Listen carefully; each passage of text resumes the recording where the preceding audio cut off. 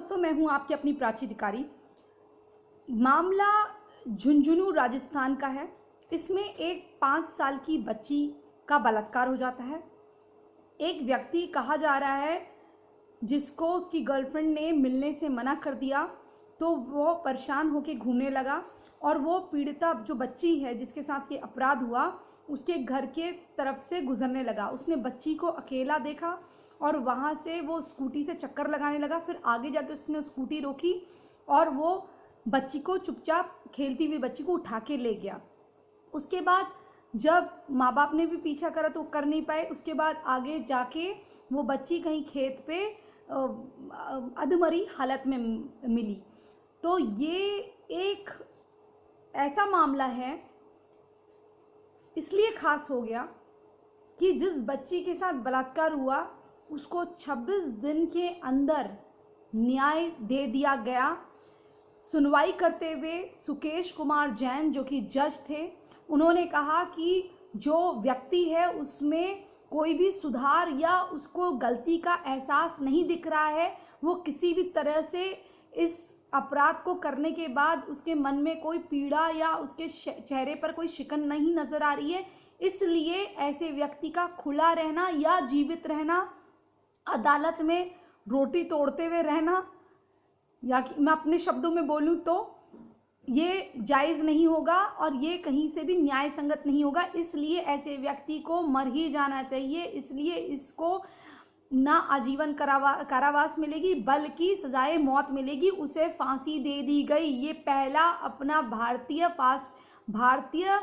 न्यायपालिका के इतिहास में, न केवल भारतीय न्यायपालिका के इतिहास में अपितु जब से फास्ट ट्रैक कोर्ट बने हैं तब से लेकर अब तक 26 दिनों में किसी व्यक्ति को फांसी दी गई हो, यह ऐसा पहला मामला है। और मैं अपने दिलों की गहराइयों से सुकेश कुमार जैन जैसे जजों को बहुत हार्दिक बधाई देती हूं।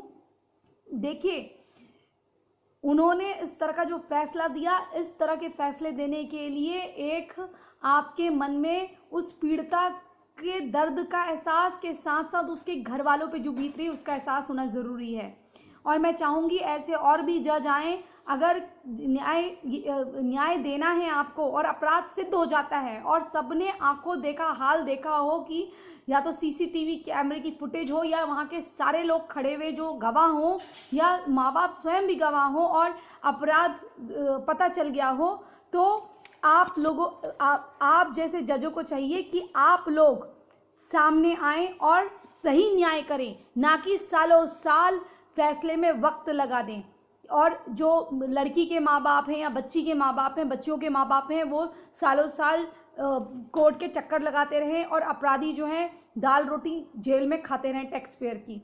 बहुत अच्छा फैसला है, मैं धन्यवाद देती हूँ इसी संदेश के साथ कि इस तरह के मामलों में इसी तरह से कड़ी कार्रवाई होगी और अपराधी को अंजाम तक पहुंचा के उसको सजा दी जाएगी। और हो सके तो हम अपने आसपास पे ऐसा माहौल रखें और आंखें अपनी चौकन्नी रखें बच्चियों पे, जो छोटे बच्चे खेल रहे हैं और बच्चियां खेल रही हैं, और लड़कियों को भी देखें। हो सके तो हम ऐसे मामले होने ही ना दें, लेकिन अगर हो तो 26 दिनों के अंदर जिस तरह से फांसी हुई है इसी तरह से अपराधी सलाखों के पीछे होके जेल की जो फांसी का जो तख्त है उस पर झूलें।